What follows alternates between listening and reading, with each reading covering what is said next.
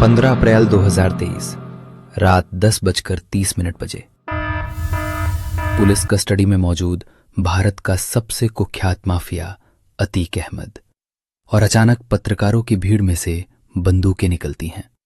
अगले 10 सेकंड में जो हुआ वो पूरे देश ने लाइव टीवी पर देखा। 3 लोग पत्रकार बनकर आए।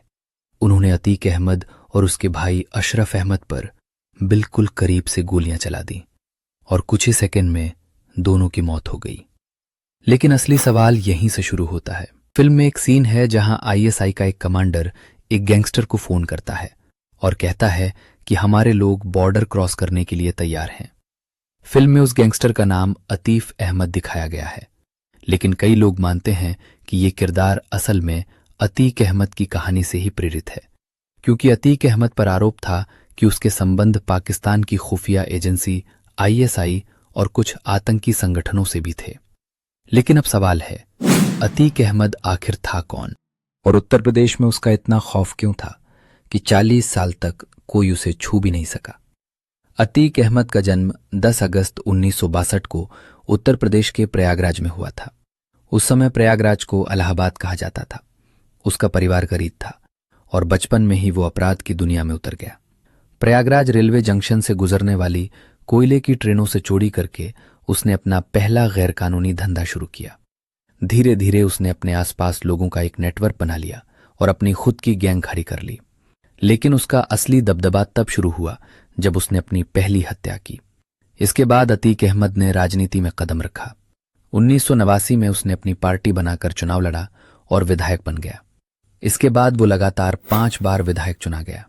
सोचिए, एक ऐसा आदमी जिसके ऊपर 100 से ज्यादा क्रिमिनल केस थे, वो लगातार चुनाव जीत रहा था। यही उसके डर और दबदबे की असली कहानी थी। बाद में समाजवादी पार्टी ने उसे 2004 में लोकसभा का टिकट दिया और वो सांसद बन गया। लेकिन इसी दौरान एक ऐसी घटना हुई जिसने उसकी जिंदगी बदल दी। 2005 में राजू पाल नाम के विधायक की हत्या कर दी गई। इस हत्या का आरोप अतीक अहमद और उसके भाई अशरफ पर लगा।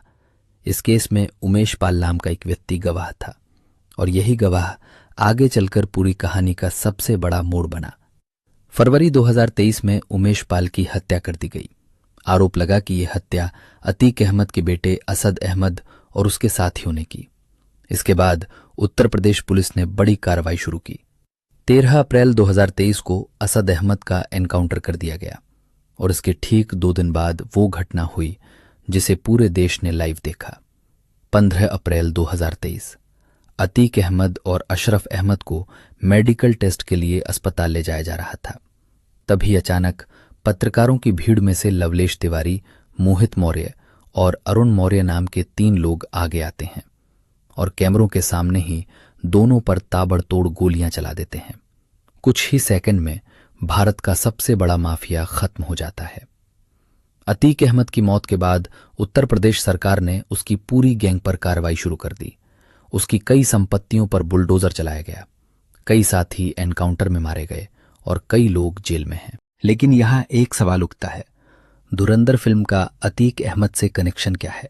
दरअसल फिल्म में जो किरदार दिखाया गया है अतीफ अहमद, वो एक ऐसा गैंगस्टर है जिसके संबंध पाकिस्तान की खुफिया एजेंसी आईएसआई से बताए जाते हैं। फिल्म में दिखाया जाता है कि यह गैंगस्टर सीमा पार से हथियार मंगवाने, गैंग चलाने और आतंकियों से संपर्क रखने जैसे काम करता है। और यही वजह है कि कई लोग मानते हैं कि फिल्म का यह किरदार उत्तर प्रदेश के माफिया अतीक अहमद से प्रेरित हो सकता है, क्योंकि कई रिपोर्ट्स में यह दावा किया गया था कि अतीक अहमद के नेटवर्क का इस्तेमाल पाकिस्तान से आने वाले हथियारों और आपराधिक गतिविधियों के लिए किया जाता था। आज अतीक अहमद की पूरी गैंग लगभग खत्म हो चुकी है। एक समय था जब उत्तर प्रदेश में अतीक अहमद के नाम से लोग डरते थे, लेकिन आज उसकी पूरी कहानी भारत के क्राइम और राजनीति के इतिहास का एक बड़ा अध्याय बन चुकी है। अगर आपको ऐसी ही सच्ची और आसान भाषा में देश और दुनिया की बड़ी कहानियां समझनी हैं, तो चैनल को सब्सक्राइब जरूर करें।